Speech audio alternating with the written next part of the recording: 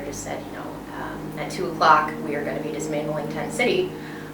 So, we got whatever information we could get at that time, and but he gave a few different reasons. Basically, they had been staying on private property that's owned by Waste Management, and they had been there for years, I think, kind of on and off. From our standpoint, once somebody says if they own property, and it's a police perspective, and for instance, let's say we're on the lot of 7-Eleven. If 7-Eleven says this individual's here, we don't want them here, and they're refusing to leave. At that point, when I arrive, if they refuse to leave, at that point they're guilty of trespassing. So from our perspective, once they've been given that warning and they refuse to leave, they're guilty of a crime. So that day, as we went down, they were actually given notice by the property owner.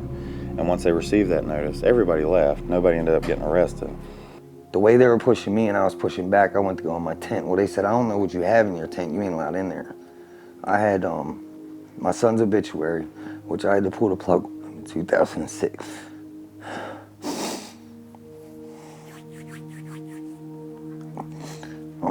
Pictures of my daughter that I ain't seen in 6 years. The only picture I had of my son. And they wouldn't let me in the tent. I had pants. I had 2 pairs of jeans that meant the world to me because I got in trouble with the law and I had to go through supervised visitation with my daughter. She drew on my pants and I kept them for 6 years. And they're gone.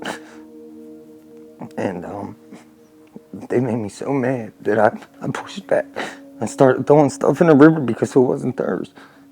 There was a sense of pride, there was a great sense of community. People cared about other people. And it was our home when we were there. We were only there for 4 months? 4 months.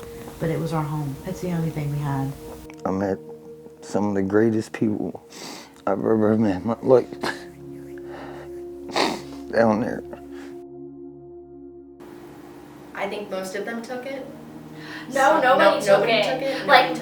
One person took shelter. We were present that day offering beds.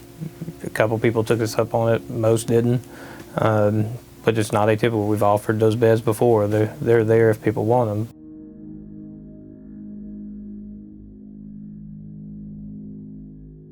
And when they had a board meeting with everybody there, half of his staff didn't even know why he did what he did or why he even did it. They didn't even know what was going on. When people started asking questions, he shut the whole meeting down. It was really, really strange. He would not answer any questions. He actually turned his back to them when they were talking. The other Charleston, whenever they dismantled their tent city, they gave weeks advance notice. It could have definitely been handled better. These people had no notice. And I think, that was probably one of the biggest criticisms of his decision was, why wouldn't you just give them a heads up?